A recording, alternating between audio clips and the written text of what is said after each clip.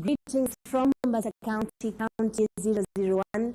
My name is Johnny Kalisamele from the Kenya Broadcasting Corporation. This is a joint media production both on TV and radio to assess the 100 days of service for the Mombasa Governor Abdul Swamad Sharif Nasir. Welcome to our set Governor, and thank you for having us today. Thank you for having me. Yeah. Now, I'm not alone. I'm joined by my colleagues, and they will introduce themselves briefly, and we'll get right to it.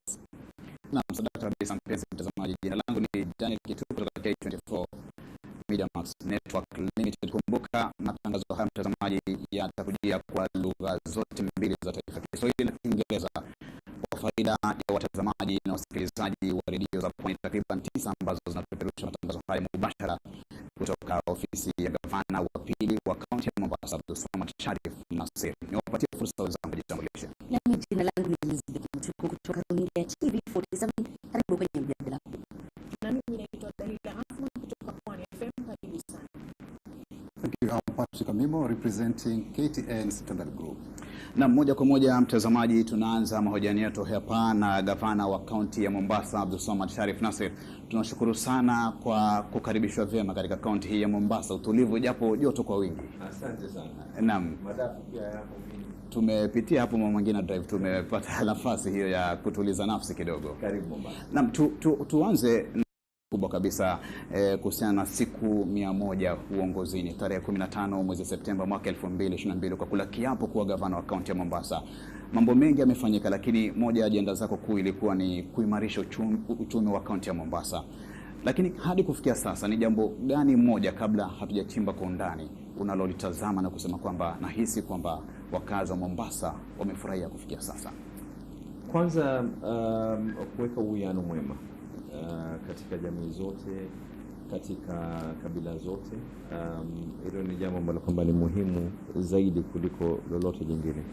Pili, tumekuwa katika mstari wa mbele kuweka uchumi wa masaa 24 katika soko yetu ya Kongowea, kuweka mataa, pia vile vile kuweka mipangilio ya CCTV katika maeneo yale, na ili iwe ni kigo bora.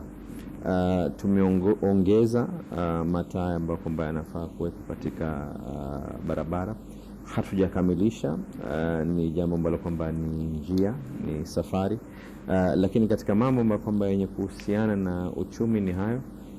Tuna finance bill yetu ambao yenye kuzungumzia utozaji wa ushuru ambayo iko katika County Assembly.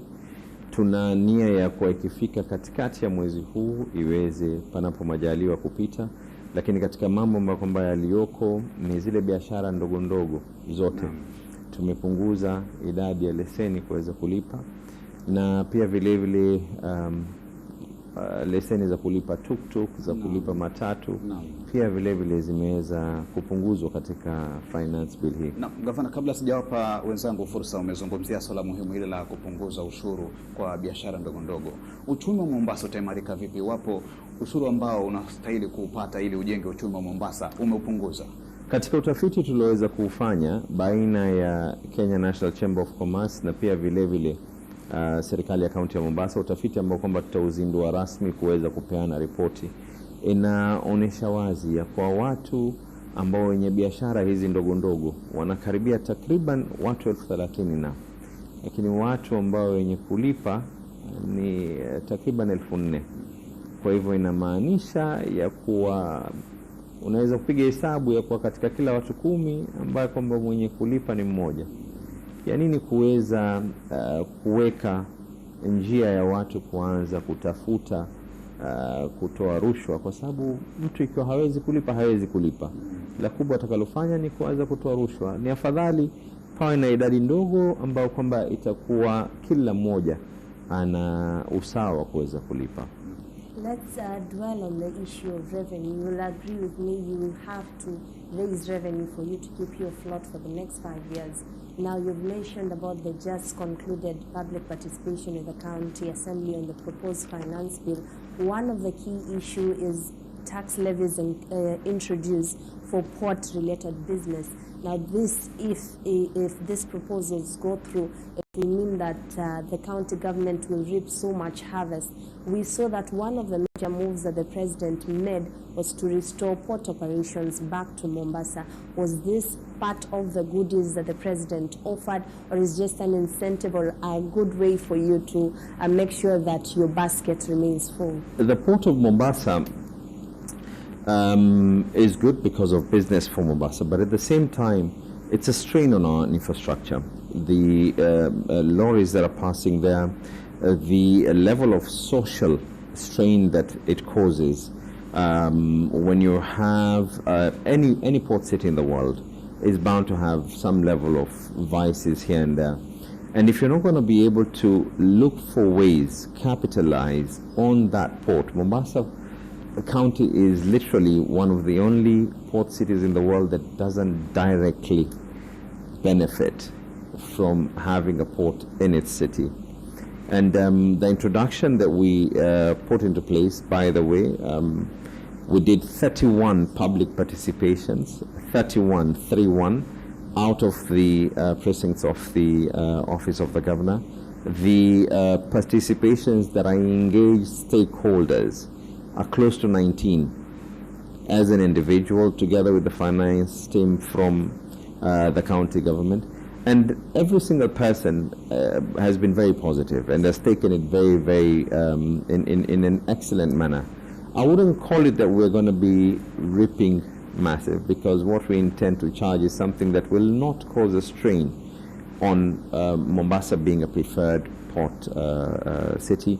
We have recently had an engagement with the ministry officials, considering that everyone who's a stakeholder has supported this idea.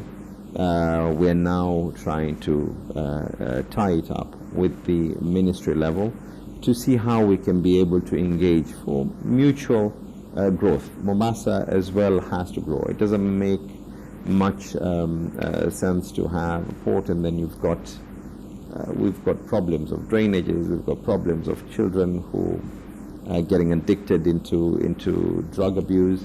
We need to be able to do something. One other aspect that you're trying to tax, if the proposed bill goes through, is the Miran Mogoka business. This has elicited a lot of emotions, especially from your Facebook account. Everybody is worried. Your predecessor scrapped off those taxes, but you're reintroducing them. Will this add to your basket, and will it affect your relations with the business community? Every single administration has different ways of operating. The previous administration had its own reasons, not just this. There are very many other issues that they were able to do positive enough. But this particular administration we've even gone ahead and said that the income that is going to be coming in from the Mirage shops, because we've got even the traders themselves who are in my office are in agreement, and they actually left being in agreement with me. We've got people, young people. We can't have Mirage shops or bars and whatever it is outside schools. We don't mind whoever wants to chew, whoever wants to do anything else, but let's have some limitations. And secondly, we've even gone ahead and say that money is going to be ring-fenced. Ring-fence it the same way for liquor licensing, ring-fence it for purposes of education and purposes of rehabilitation. We've got people right now, and I mean, it's a vice. Mogoka is something that is easily available. And we're hoping that these kind of licensings will now be able not to do anything else, but to give the traders and those who are in the industry as well to realize that self-regulation is very, very vital and key. What's your target as you finish? Because I'm sure the national government has its own target. We are not privy of what the county is earning right now, but what are your targets in the next four years of administration? What we are doing right now is we're signing up an MOU with the Kenya National Bureau of Statistics to actually map out all levels of revenue streams. That means if it is land rates, we're even in discussion. Some of the things that we're discussing with national government is to map out and to digitalize the land database in Mombasa. FAO have been grateful enough. The engagement that I had with them is that they're also willing to come on board. So once we've been able to do this, then there's sectional properties as well. Then there's the issue of what it is that we've done with the Kenya National Chamber of Commerce, which is now to map out how many shops that are going to be there. So once we have all this data in place, then it now becomes something that we are hoping that by June of this year we'll be able to give. And this data as well is not just for purposes of the finance bill. It's equally for purposes of anyone who wishes to invest in Mombasa. They'll be able to get to understand and feel where they're going into and what it is that they're getting into. Mheshimiwa Gavana, utalii ndio uti wa mgongo wa kaunti ya Mombasa, na hivi karibuni tumekuona kukutana na wadau wa sekta mbalimbali katika juhudi za kuimarisha utalii. Mpaka sasa hivi labda una mipango gani kuhakikisha kwamba umeimarisha utalii wa Mombasa? Utalii katika hesabu ya mwisho iliyofanywa na Kenya National Bureau of Statistics ni kwa utalii inatupatia 4% peke yake, 4% ya uchumi wetu. Kwa hivyo inamaanisha ya kuwa ni njia mwafaka zaidi kuweza kupata zaidi.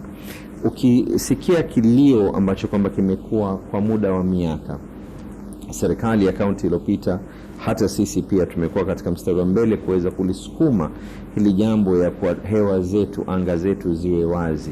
Kila ndege inayotaka kuja kuingia iweze kuingia. Katika mazungumzo nilizozungumza na rais, mmoja wapo liko ni hili. Katika la kwanza tulozungumza liko ni hili. Nenda nchi jirani hapa Tanzania, Zanzibar ina ndege takriban 8 kutoka nje ambazo kwamba zinaingia kwa kila siku moja. Mahoteli yameweza kujaa. Na tunataka kuangalia hapa Mombasa kile ambacho kwamba tunacho sisi cha kuvutia zaidi. Tuna utalii ambao kwamba ni utalii wa kitamaduni, cultural tourism. Hapa mtu akiingia anaweza kuingia fort, anaweza kuingia katika Old Town. Tuna pia ile ambayo kwamba ni utalii traditional, ile ambayo kwamba watu wamekuja tu kujivinjari na kupata hewa ya bahari, kunywa madafu, kukaa katika upeo wa bahari na kucheza na mchanga na kuogelea katika bahari. Kisha sasa pia tunajaribu kuangalia njia ya kuweza kukuza conference tourism. Haya ndio katika yale niloweza kuzungumza na washikadau wenye kuhusika na mambo ya utalii. Mojawapo ya masuala muhimu katika masuala hayo ya uchumi ni pamoja na uchumi wa bahari. Na nitauliza lipi ambalo unafanya ama umefanya kuhakikisha kwamba hili linabobea katika kaunti hii ya Mombasa? Tumeweka wizara ambayo kwamba itahusika na masuala haya ya uchumi samawati. Nimekuwa katika mikutano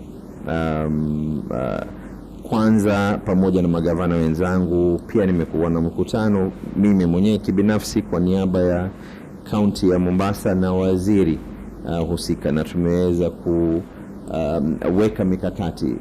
Uchumi ambao kwamba tunaozungumzia sio mambo ambayo kwamba yatakuwa ni yenye kuhusika na uvuvi peke yake. Uvuvi ni sekta moja, lakini kando na uvuvi, nchi ambazo kwamba ziko katika uchumi sawati ni nchi nyingi sana. Tunajaribu kuangalia Mombasa ni kubwa zaidi ukiangalia ndani ya bahari kuliko katika ardhi. Kwa hivyo tunajaribu kuweza kuangalia, na jingine ambalo kwamba tunajaribu kufanya, nimezungumza na serikali ya Denmark ambao wameweza kukubali kuweza kutuletea feasibility, utafiti kuhusiana na water transport, usafiri wa maji. Sasa hivi mtu ikiwa anatoka Changamwe, ikiwa anataka kwenda paa Kisauni, hamna itamchukua jisaji moja mpaka masaa 1.5, lakini kwa njia ya bahari tukiwa na water taxis ambazo kwamba zitakuweko, inakuwa ni rahisi zaidi. Na serikali ya Denmark wamekubali kuweza kuleta ule utafiti ambao utafiti ule sasa kazi yetu kama serikali ya county ni kuweza kuangalia hapa tutaweza kuweka landing na hapa na hapa na hapa, kisha kila mmoja ambaye kwamba ni mweka hazina anakuja. Muhimu zaidi tuwe na usalama, tuwe na njia ambayo kwamba utakuwa ni usalama ndani ya yale maji na pia katika ule ufuo. katika swala tofauti, inajua umeanzisha uchunguzi ambao ukaguzi kuhusiana na wale ambao ni wafanyikazi katika serikali ya kaunti ya Mombasa. Ni kipi kilikupa msukumo wa kuweza kufanya hili, na je, unatarajia kwamba utakuwepo na wafanyikazi hewa katika kaunti ya Mombasa? Niliuliza swali hili nikaambiwa neno sahihi ni wafanyikazi busi, nadhani kitu kama hivi. Kwanza nilipokuwa nikifanya kampeni zangu, watu wa Mombasa walikuwa wanalia ya kuwa Mombasa haina sura ya Kenya. Hapa huu ni mji, mimi nimebarikiwa katika magavana wote, nimebarikiwa ya kuwa huu ni mji ambao makabila yote yako, dini zote ziko. So kwanza tukasema ya kuwa ni lazima tuweze kufanya ile tunaita human resource audit, kuweza kuangalia tuna watu wangapi kwanza. Pili, baada ya kujua watu wangapi, ni lazima tuweze kujua, je, tumepitisha mipaka yetu ya kikatiba kuangalia ya kwa kila mmoja ana nafasi katika Mombasa. Jinsia, tuna wanawake ambao kwamba wenye kutosha ama wanaume wenye kutosha kikatiba na pia kilingana na masala ya kisheria. Tatu, si hivyo tu, je, ikiwa mtu amesomea amebobea katika mambo ya utangazaji, je, ni sawa kumchukua yule mtu umpeleke katika sehemu ya ardhi? Ama mtu ambaye kwamba amesomea na amebobea katika mambo ya finance umchukue uweze kumpeleka katika sekta nyingine? So haya yatakuwa ni yote kwa pamoja. Na nimekuwa mbunge, nimefanya kazi pamoja na nyinyi nikiwa niko bunge. Hata mimi nilipokuwa niko mbunge, biometric zangu zilichukuliwa. Nilikuwa nikiingia bungeni, mpaka wajukuu wangu watakuwa wanapata rekodi zangu ya kwa kweli huyu mtu alikuwa ni. Na nia yangu zaidi, mtu anayefanya kazi katika kaunti ya Mombasa atakuwa anachukuliwa ya kwa huyu kweli ni mtu ambaye kwamba ni muungwana. Si muungwana ya kwa kwanza mishahara atakuwa wakati ule unaofaa, medical cover yake iwe ni hali ya juu, mtu ambaye kwamba anaweza kwenda katika duka fulani, pia tuangalie njia ya kuweza kutoa loyalty card na discount cards kwa wafanyakazi wetu, lakini pia wakati ule kazi ifanye. Yes, just looking at it, you're looking at 100 days in your office and the cabinet constitution. Already there are delays from September 15th when you are sworn into office. We saw you put up a task force, a team to competitively hire these officers, 10 cabinet ministers and at least 16 chief officers. But to date, from November to date, there's no cabinet, there are no chief officers.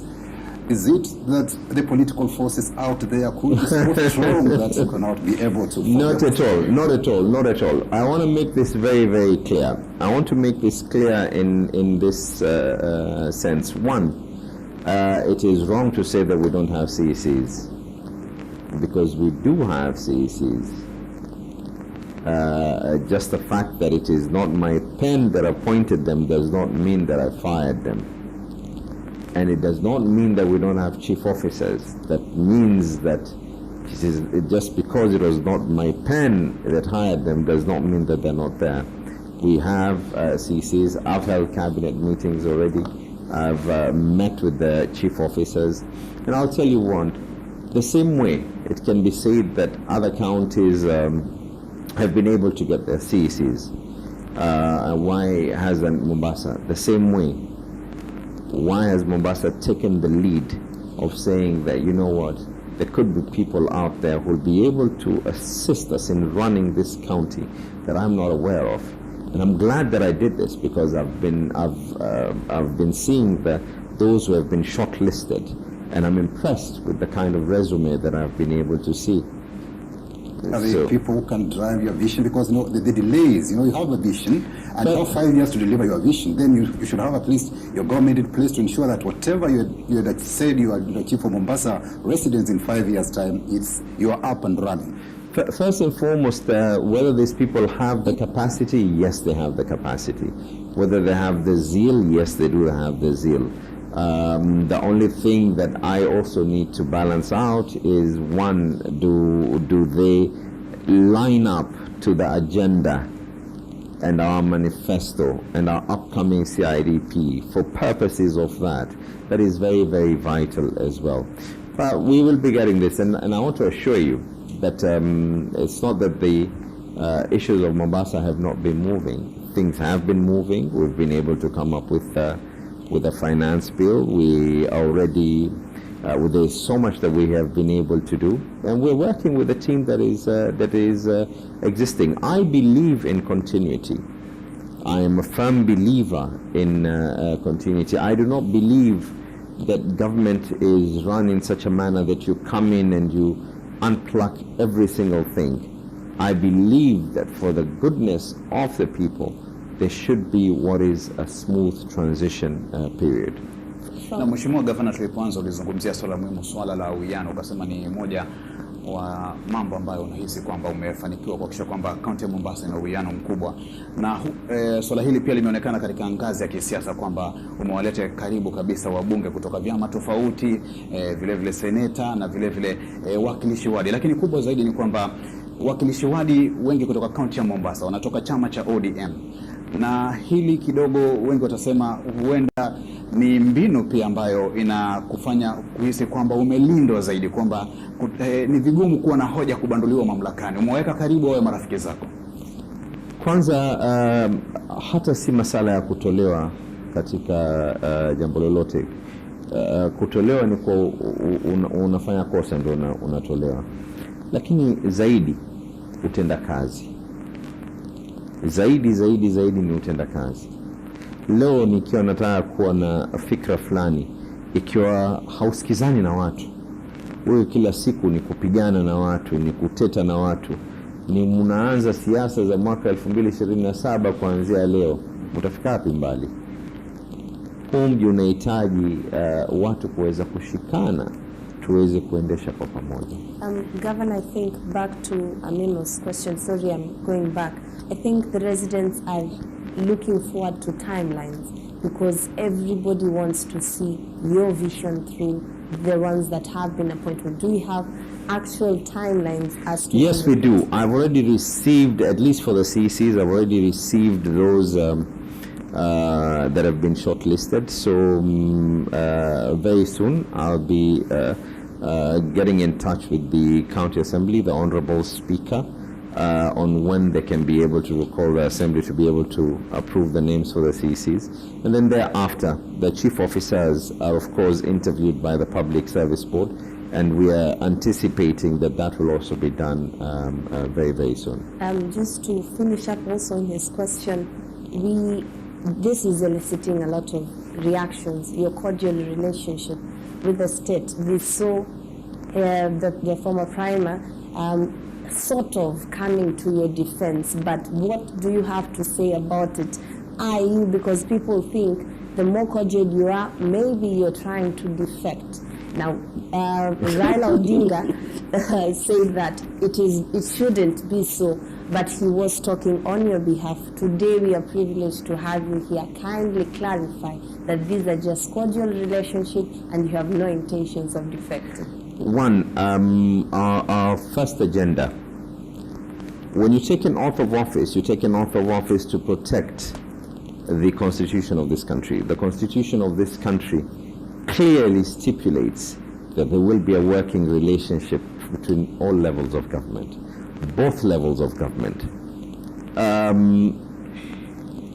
Is it easy for me to say that I don't want to work with so-and-so, I don't want to work with so-and-so? Extremely.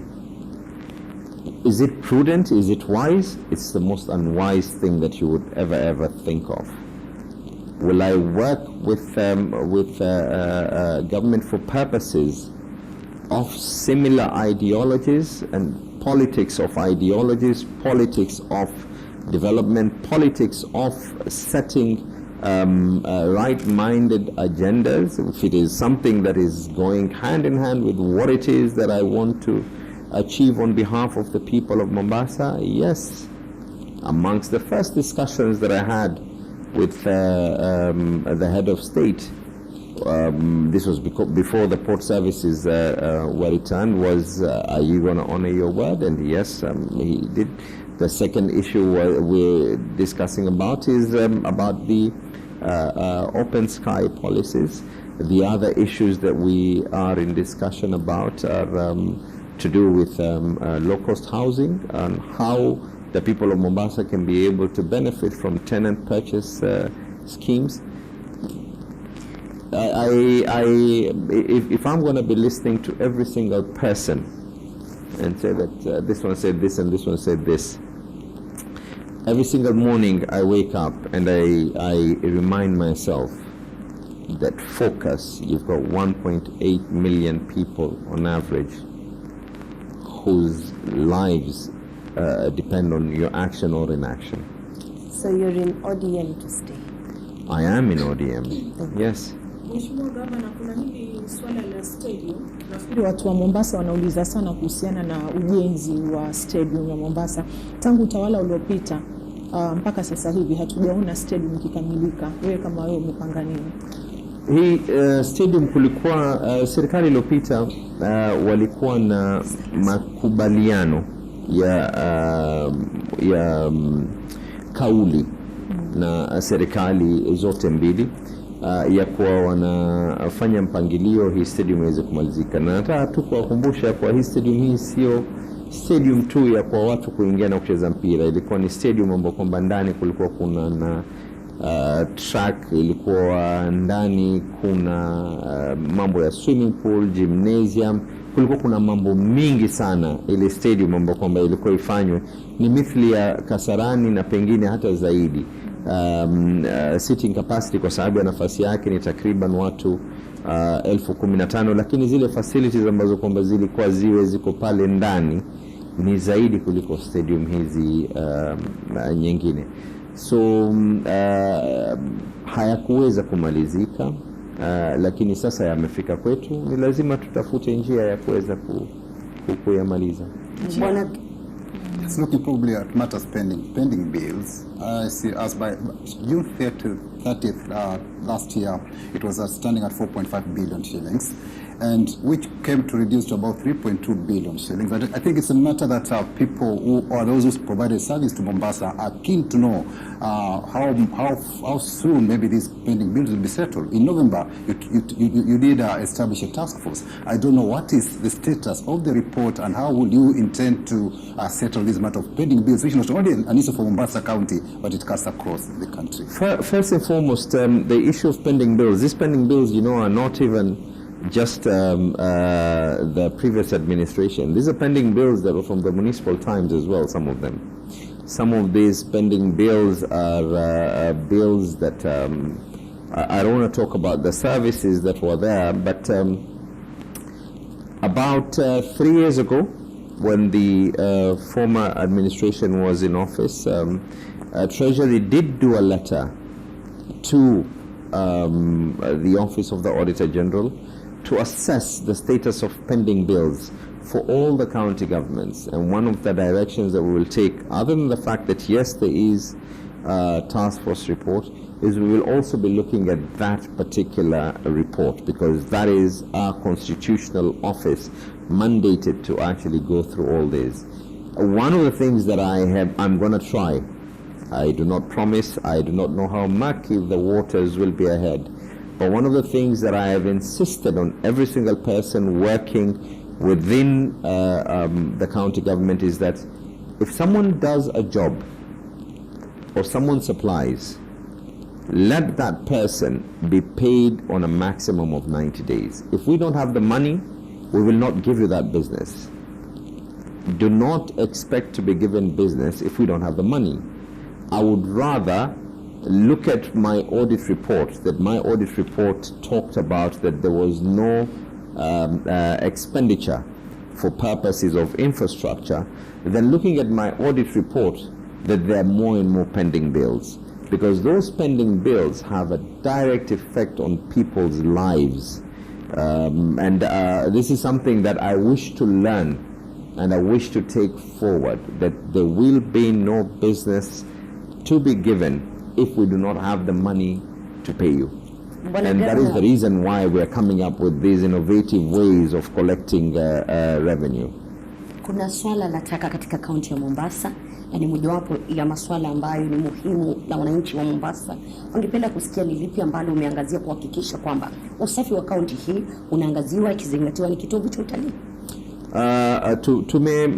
Kwanza nataka kuchukua fursa pia kuweza kupeana kongole. Ni jukumu tulipokuwa tunagawanya kazi mimi na naibu wangu, nikaweza kumwambia kwa angalie masala ya department hii ya taka, na nashukuru ya kuwa kama vile mimi nilivyohandle upande huu wa mambo ya finance na yeye akahandle upande ule mwingine, and nashukuru ya kwa tumeweza kupunguza zile mambo ya taka. Katika ahadi nilochukua ni kwa tutaweza kuweka recycling plant. Kuna kampuni nyingi sana, pengine tangu niingie mimi zile barua ambazo kwamba nimepokea, ikiwa ni kwa uchache pengine ni kampuni 30. Kila mmoja anakuambia sisi tutakufanyia hivi, mwingine anakuambia tutakufanyia hivi. Kwa hivyo ni bora zaidi tuingie miguu yetu wakati tunajua haya maji kipimo chake ni kipi, na ndio sababu tumeomba UNEP, tumeomba na FAO waweze kutufanyia feasibility, tuangalie tuangalie mambo ya waste to energy, ama tuangalie njia ya kwa tununue matipa. Tukishaweza kujua njia ile, ndio njia ambayo kwamba tutakayoiweza kuifuata. Hata sasa hivi ukiingia katika mitandao, mimi na imani hata kuna watu ambao kwamba wanatusikiza na wenye kuangalia, kila mmoja atasema kwa ukiingia katika mtandao watu wasijue wanachukua plastiki wanaibadilisha hivi, lakini kwa lugha ya Kiingereza kuna ile tunasema kwa katika hizi takataka, what is the calorie density, thamani ya zile takataka iko thamani ya aina gani? Je, watu wa Mombasa ni plastiki zaidi, ni ghasia zipi ambazo kwamba je ni mbolea zaidi ambayo kwamba inaweza kufanywa? So haya makampuni yote tutawapatia kandarasi baada ya kupitia through tendering process, ikiwa tunajua ile feasibility imetuambia elekeni mwelekeo huu. Naam, gavana, nafahamishwa muda wetu umetamatika. Wanasema kizuri daima huyoyoma, lakini tukimalizia na tunapofunga, ni jambo gani ambalo unahisi mkazi wa Mombasa halijui kuhusu wewe Gavana Abdulswamad Sharif Nassir? Kwa muda tu wa sekunde 30 ukitoa kauli zako za mwisho tukiondoka.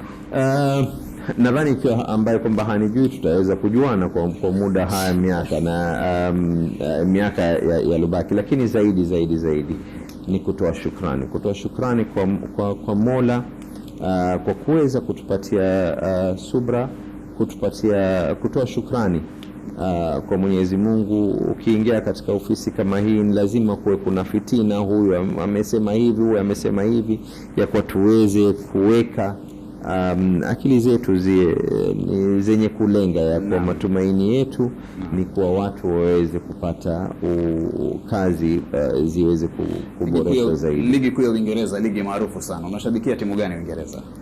Arsenal, sio? Shukrani sana Gavana Abdulswamad Sharif Nassir kwa kutenga muda wako kusema nasi hapa katika kikao hiki ambacho kimehusisha vyombo tofauti vya habari pamoja na redio tofauti hapa kaunti ya Mombasa. Asante sana. Na asante sana mtazamaji kwa kutenga muda wako takriban dakika 30 kutazama kikao hiki maalum kabisa na gavana wa kaunti ya Mombasa Abdulswamad Sharif Nassir. Kwa sasa tunakurudishia ama tunarudisha katika studio zetu vitovu tofauti vya kupeperushia matangazo jijini Nairobi.